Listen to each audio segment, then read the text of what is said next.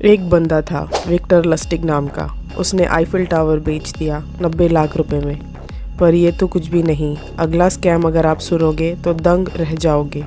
इमानुल नूडे नाम के बंदे ने एक ऐसा एयरपोर्ट बेच डाला जो एग्जिस्ट ही नहीं करता था, वो भी 242 मिलियन डॉलर्स में।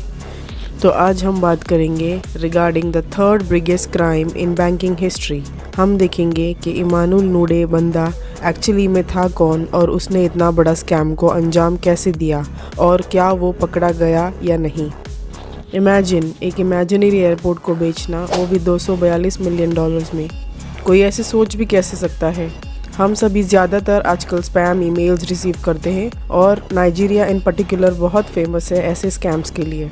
आप ईमेल रिसीव करोगे किसी से जो क्लेम करता है कि वो प्रिंस है या डॉक्टर है या बैंक मैनेजर है, और वो आपसे कहे कि ये एक बड़ा सा सम है पैसे का, उसको आपकी हेल्प चाहिए पैसे ट्रांसफ़र करने के लिए। इसके बदले आपको बड़ा सा हिस्सा मिलेगा उस रकम का। पर आपको करना सिर्फ ये है कि छोटा सा अमाउंट एडवांस भेजना है वेरीफाई करने के लिए, ताकि वो आपको वापस ट्रांसफ़र करे मिलियंस ऑफ डॉलर्स। ये काफ़ी फेमस स्कैम मेथड है जब से इंसानों ने ईमेल यूज़ करना शुरू किया। पर जो स्कैम आज हम सुनने जा रहे हैं वो तब हुआ जब इंटरनेट नहीं हुआ करता था। असल में ये ईमेल स्कैमर्स तो नाइजीरियन स्कैमर्स के सामने कुछ भी नहीं। आज हम ये देखेंगे इस स्टोरी में कि कैसे एक फेक एयरपोर्ट नाइजीरियन स्कैमर्स ने 242 मिलियंस में बेच डाला। आइए अब देखते हैं इमानुल का बैकग्राउंड क्या था और वो बंदा करता क्या था। इमानुल का कोई बिज़नेस नहीं था एयरपोर्ट बनाने का। इनफैक्ट ऐसा कोई और एयरपोर्ट बनने ही नहीं वाला था। पूरी घटना सिर्फ एक बड़ा झूठ थी। इमानुल भी बैंक ऑफ नाइजीरिया के डायरेक्टर थे, जिस बैंक का नाम था यूनियन बैंक ऑफ नाइजीरिया, जो एक प्राइवेट कमर्शियल बैंक थी। काफ़ी कंफर्टेबल आदमी थे जिनके पास काफ़ी संपत्ति थी। उनके एम्बिशंस थे ज़्यादा, उनको लालच था और ज़्यादा का। वो सोच ही रहे थे कि कैसी मेरी किस्मत को और चमकाऊं, और वैसे ही ये झूठे एयरपोर्ट का आइडिया उनके दिमाग में आता है। आइडिया इसका कि इन्वेस्टर्स मिल जाए एयरपोर्ट बनाने के लिए नाइजीरियन कैपिटल में। तो आइए और देखते हैं ये पूरा प्लान कैसे हुआ था। कोई भी काम अगर आपको अच्छे से एग्जीक्यूट करना है तो प्लान काफ़ी अच्छा होना चाहिए। इमानुल ने 5 लोगों की टीम बनाई जिनसे वो काफ़ी क्लोज था, और उन्होंने प्लान बनाना स्टार्ट किया कि कैसे किसी एक बैंक को फंसाया जाए एक काल्पनिक एयरपोर्ट प्रोजेक्ट में। ये जो 5 लोग थे जिन्हें इमानुल ने जमा किया, ये काफ़ी एक्सपीरियंस लोग थे फाइनेंशियल और बैंकिंग सेक्टर में, और बैंक्स में काफ़ी काम करते थे इमानुल की तरह। उनको काफ़ी अच्छा आइडिया था बैंक्स कैसे काम करते हैं नाइजीरिया में और इंटरनेशनली। और सबसे बड़ी बात, उनके पास पर्सनल इन्फॉर्मेशन थी उन लोगों की जो काफ़ी इन्फ्लुएंशियल लोग थे फाइनेंशियल सेक्टर में नाइजीरिया में, और इस वजह से उन्हें काफ़ी आसानी हुई इम्पॉर्टेंट डॉक्यूमेंट्स निकालने में स्कैम के लिए। इन्होंने एक लेटर बनाया काफ़ी प्रोफेशनल तरीके में, और ऐसा बताया जैसे ये लेटर भेजा है टूरिस्टा विलियम ने। टूरिस्टिया विलियम डायरेक्टर है financial planning and budgeting department in Nigeria minister of aviation में। इसका मतलब ये है कि टूरिस्टा विलियम काफ़ी इंपॉर्टेंट पर्सनल है, जबकि इस असलियत में ऐसा कोई नाम था ही नहीं, बस एक प्रोफेशन था और एक फ़र्जी नाम। इस लेटर की खास बात ये थी कि Nigerian ministry of aviation investors ढूंढ रही है एक बड़े एयरपोर्ट प्रोजेक्ट के लिए जो बनेगा कैपिटल सिटी ऑफ अबुजा में।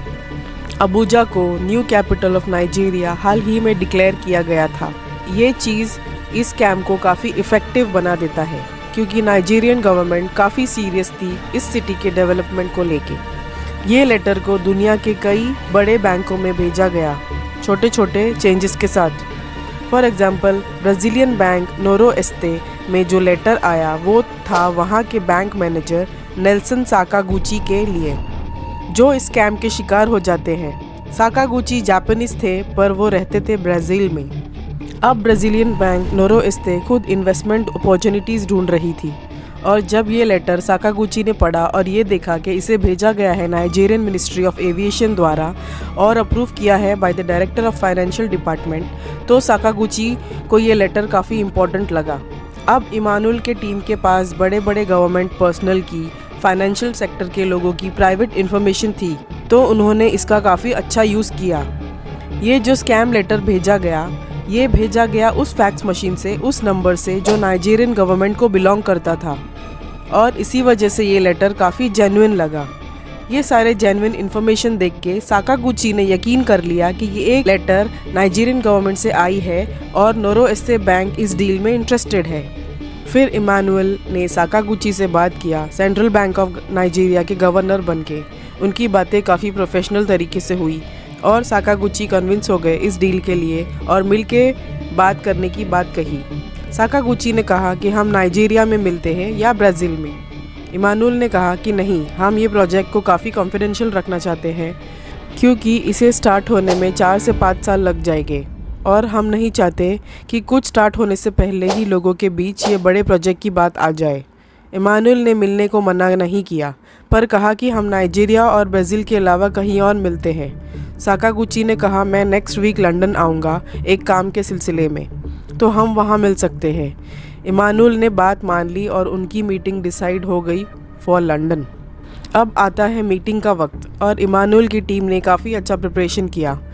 सब ने काफ़ी इम्पोर्टेंट पर्सन का इमेज ले लिया। जैसे एक इमानुएल बने governor of the central bank, उनके टीम के दूसरे बंदे बने डेप्यूटी गवर्नर और तीसरे ने पोजीशन ली of director in the ministry of aviation.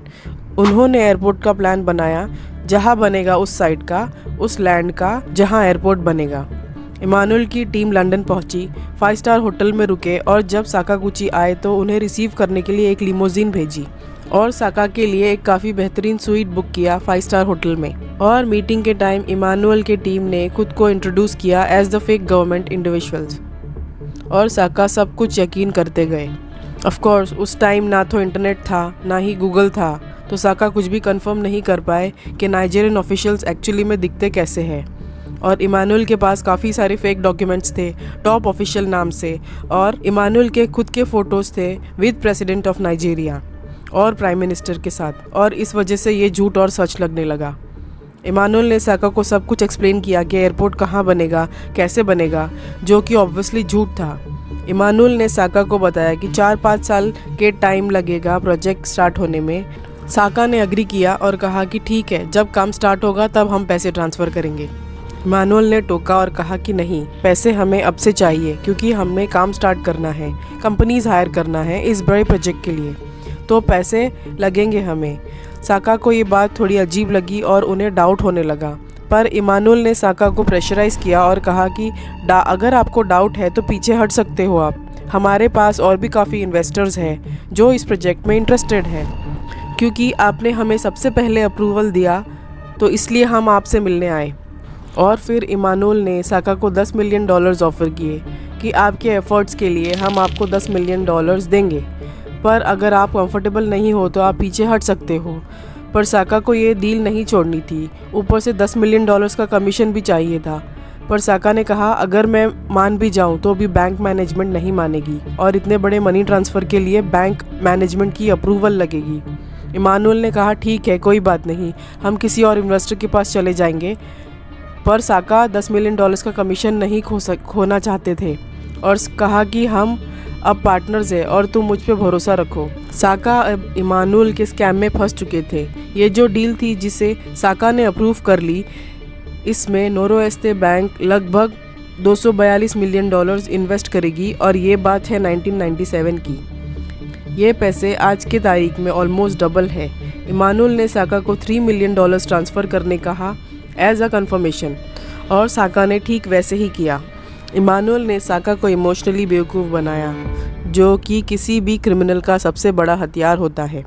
साका ने इमानुएल को लगातार मिलियंस में पैसे बेचता रहा 3 साल तक। साका ने ये बात बैंक मैनेजमेंट में किसी को नहीं बताई। देखने वाली बात यह है कि साका ने एक टाइम में $6 मिलियन से ज़्यादा ट्रांसफ़र नहीं किए। ऐसा इसलिए क्योंकि $6 मिलियन के नीचे की रिस्पॉन्सिबिलिटी साका की थी बैंक में। इससे ज़्यादा अगर करना हो तो बैंक मैनेजमेंट की अप्रूवल लगती। अगला स्टेप ये था कि ये ट्रांसफ़र किसी एक अकाउंट में नहीं थी, ये अलग अलग कंट्री के अलग अलग बैंक अकाउंट में ट्रांसफ़र कराई गई। इस तरह 3 साल में साका ने $242 मिलियन ट्रांसफ़र कर दिए इमानुएल को। और इस बीच इमानुएल ने साका को कई फेक डॉक्यूमेंट्स और कॉन्ट्रैक्ट्स भेजे एयरपोर्ट के, जिससे साका को कभी भी शक नहीं हुआ। चलिए अब देखते हैं फिर ये स्कैम फाइनली एक्सपोज कैसे हुआ और कैसे पकड़ा गया इमानुएल। कुछ समय बाद स्पेन के लार्जेस्ट बैंक सैंटेंडर बैंक ने नोरोएस्ते को खरीदने का इंटरेस्ट जताया। नोरोएस्ते मैनेजमेंट को डील अच्छी लगी और वो मान गए इस डील को। इतने बड़े लेन देन होने से पहले ऑफ कोर्स सब कुछ चेक किया जाएगा। दोनों बैंकों ने अपनी अपनी एक टीम बिठाई और पूरा जांच करने से पहले पता चला कि काफ़ी सारे पैसे मिसिंग हैं और ऑब्वियसली इसकी जवाबदेही बैंक मैनेजर करेगा, जो कि थे साका। उसे पकड़ लिया गया और पूछताछ शुरू हुई। साका ने माना कि उसने $242 मिलियन भेजे हैं नाइजीरियन गवर्नमेंट को एयरपोर्ट बनवाने अबूजा सिटी में, पर बैंक को यकीन ही नहीं हुआ क्योंकि साका काफ़ी ईमानदार एम्प्लॉय था। दोनों बैंकों ने और जांच की तो बात सामने आई कि सही में $242 मिलियन ट्रांसफ़र हुए हैं अलग अलग ट्रांजैक्शन से नाइजीरिया में। अब दिक्कत ये थी कि नाइजीरिया में प्रॉपर फाइनेंशियल कंट्रोल लॉ नहीं था।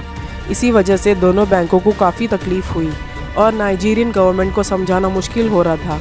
पर काफ़ी इंटरनेशनल प्रेशर और स्विस बैंक के अकाउंट ब्लॉक हो जाने के डर से फाइनली नाइजीरियन गवर्नमेंट ने कोऑपरेट किया और फाइनली ट्रांजैक्शंस ट्रैक करने के बाद इमानुएल का नाम सामने आता है, क्योंकि नाइजीरिया में प्रॉपर लॉ नहीं था फाइनेंशियल फ्रॉड के अगेंस्ट। इमानुएल और उसकी टीम काफ़ी रिश्वत देके फ्री घूम रही थी।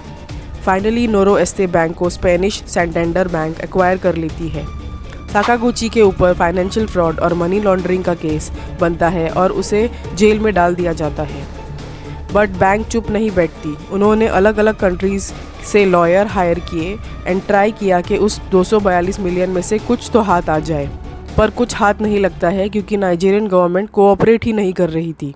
और फिर एंट्री होती है जुन अबासंजो की, जो न्यू प्रेसिडेंट इलेक्ट होके आ जाते हैं नाइजीरिया में। न्यू प्रेसिडेंट बढ़ती फ्रॉड्स को देख के एक न्यू लॉ बनाते हैं फाइनेंशियल क्राइम्स कमीशन नाम से इन 2003 और न्यू इन्वेस्टिगेशन से फाइनली इमानुएल की टीम को अरेस्ट कर लिया जाता है। पर जैसे कि आपको पता है इमानुएल ने $242 मिलियन का स्कैम किया था, तो उसके पास काफ़ी पैसा था। उसने कई लॉयर्स हायर किए, जजेस को रिश्वत दी और बहुत ट्राई किया छूटने का। इसी बीच इमानुएल को बोला गया कि 242 नहीं पर एटलीस्ट $80 मिलियन लौटा दो और तुम्हें कम पनिशमेंट दिया जाएगा। पर इमानुएल नहीं माना और कहा मैं सिर्फ $10 मिलियन ही दे सकता हूँ। पर जज ने कहा 80 मिलियन से कम नहीं चलेगा। फिर इमानुएल ने कहा मैं 40 दे सकता हूँ, पर अब भी जजेस नहीं माने और फाइनली साकागुची को एविडेंस लाया गया कोर्ट में और साका ने सब कुछ कह डाला कि इमानुएल नकली गवर्नर बन के आया, जो कि बहुत बड़ा जुर्म है। और साका ने कहा मुझसे $242 मिलियन ले लिए और कई सारे फेक डॉक्यूमेंट्स बताए जो इमानुएल ने साका को दिए थे। ये सारे प्रूफ से इमानुएल पे केस और मजबूत हो गया और ये देख के इमानुएल डर गया और एक्सेप्ट कर लिया कि मैं $80 मिलियन दूंगा।